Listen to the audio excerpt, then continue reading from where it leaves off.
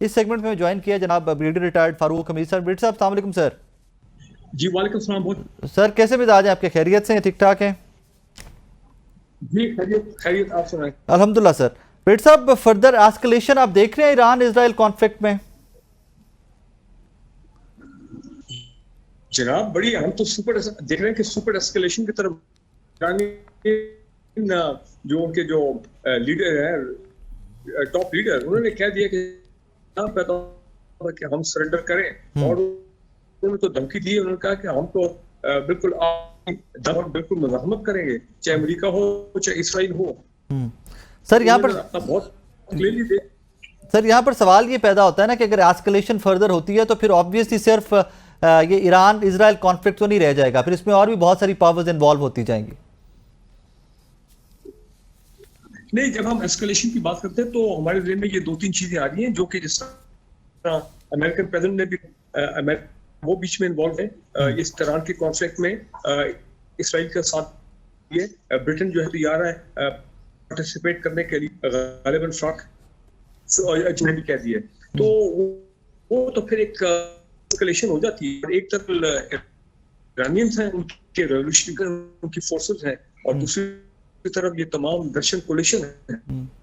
और ये न्यूक्लियर, अब देखें कि अब IAEA ने एटॉमिक एनर्जी ने फॉर्म कर दिया है कि इधर उनको अभी उनको स्ट्राइक हुई है, उन पर हिट हुई है, डैमेज है। वो तो आने वाले दिनों में अभी क्लियर होगा, लेकिन वो भी कह रहे हैं कि हाँ, लगता है सेंट्रीफ्यूज फैसिलिटी जो है उसको नुकसान हुआ है। सो ये एक बड़ी एवॉल्यूशन है। इसमें anything can happen in the next 3-4 days, specially जब ईरान डिटर्मिनेशन शो कर रहा है, रिस्पॉन्ड कर रहा है इसराइली स्ट्राइक्स पे। वो कि इसराइल जो है कहते हैं, और टोटल एयर सुपीरियरिटी है वो तेहरान, तो वो एक सिचुएशन में तो बिगड़, क्योंकि अगर वो सरेंडर होते हैं, और जाहिर बात है करना भी नहीं चाहिए उनको, मुल्क है एक इंडिपेंडेंट मुल्क, तो फिर बट साहब, how capable is the question here is how capable is Iran? किस हद तक रिटेलिएट कर सकता है, किस हद तक रिस्पॉन्ड कर सकता है? बिकॉज सबसे इंपॉर्टेंट फैक्टर अब वॉरफेयर के अंदर एयरफोर्स ही रह गया, तो इस स्पेशली इस वॉर के अंदर तो एयरफोर्स तो ईरान की बहुत ज़्यादा रिटेलिएट नहीं कर पाई रिसेंट क्राइसिस में।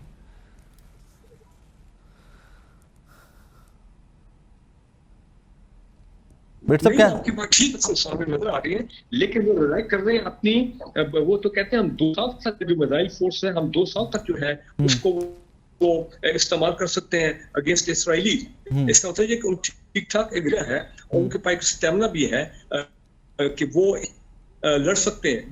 फाइट द फैक्ट मैं फिर कहूंगा कि अमेरिकन कहते हैं हमारी इसराइलीज के सुपीरियरिटी है ओवर तेहरान है ओवर ईरान, और जिस मर्जी टारगेट को चाहते हैं उसको टेक ऑन कर लेते हैं। लेकिन यहाँ पे बात यह है ना कि अगर कोई और मुल्क को तो वाकई वो खुद प्लीड करेगा, खुद कहेगा कि जी हमें आप हम सीज फायर करने को तैयार हैं, जो आपकी टर्म्स एंड कंडीशन में टेबल पे नेगोशिएट कर ला, वो कहते हैं हम आखिरी दम तक लड़ने को तैयार हैं, सीज फायर का सवाल नहीं पैदा होता। हाँ, इसराइल अगर कहे वो कि जी हम सीज फायर करना चाहते हैं, फिर ईरानी ने कहा हम भी बैठ के सीज फायर की बात कर लेंगे, लेकिन ये नहीं सरेंडर करके सीज फायर करेंगे और अपने आप को बिल्कुल अपनी सॉवरेनिटी जो है उसको खत्म कर देंगे। तो जा रहे हैं, और आप देखें शाह फरान के जो बेटा है जो अब इस वक्त ओल्ड नाउ, लेकिन उन्होंने भी ईरानी कौम को कहा कि यू गेट रेडी। लेकिन आ जाती इनकलाब वहां पे आया, वहां के लोग जो है they very very emotional, just उनकी कमिट वो बहुत ज्यादा है इस्लामी इनकलाब से। तो बड़ा एक मुश्किल मामला बन गया है for the American and Israel. अब जो नुकसान ईरान ने बर्दाश्त किया है, कोई शक नहीं है, बड़ी बर्बादी हुई है पिछले 5 दिनों में, लेकिन क्या कभी कि इसराइल की शक्ल भी वही होगी टेल अवीव जो कि गजा की शक्ल है? तो आप इमेजिन करें कि इसराइल ने कितनी डेवस्टेशन हुई है, कॉज की है, बात नहीं है। फिर साहब फाइनली ये फरमाइएगा कि इन्हीं सारे क्राइसिस के अंदर ऑब्वियसली ये इंटरनेशनल कॉन्फ्लिक्ट बनता जा रहा है कि इसके अंदर और पावर्स भी बहुत सारी इन्वॉल्व होती जा रही हैं। हमारे फील्ड से मुनीर साहब की मुलाकात है आज डोनाल्ड ट्रंप से। डू यू थिंक कि एम्फेसिस मेन जो है वो सारा ये ईरान और ये इसी कॉन्फ्लिक्ट पे ऊपर होगा इस मुलाकात का? देखिए जी, पहले तो it's a great honour for the army chief के यूनाइटेड स्टेट्स प्रेसिडेंट जो है बहुत ही वो अनप्रेडिक्टेबल किस्म की पर्सनालिटी है, उन्होंने 3-4 मुलाकात है वाशिंगटन में, तो यकीनन ये एक बड़ी सिग्निफिकेंट डेवलप इलाके की सालमियत, इस इलाके की जो सारी जो इस वक्त सूरत हाल है सिक्योरिटी की, उसमें Pakistan become the very security point of view. Iran के मामला जो हैं, क्या पाकिस्तान का क्या रोल हो सकता है, होगी, स्पेशली जब हम देख रहे हैं कि अमेरिकन जो है वो भी थोड़े फंसे हुए हैं कि भी किस तरह मामला जो है वो रिजॉल्व हो।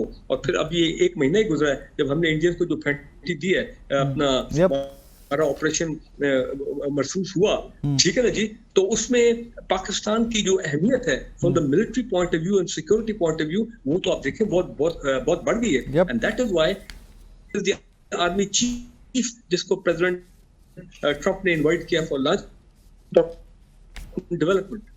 पेट साहब, thank you very much for time, बहुत शुक्रिया आपके वक्त का। नाजरीन, इस दुआ के साथ इजाज़त दीजिए कि आज की मुलाकात फील्ड मार्शल की और Donald Trump president of America की आज की जो मुलाकात है वो इंशाल्लाह पाकिस्तान के लिए कुछ खैर की खबरें आएँ वहाँ से।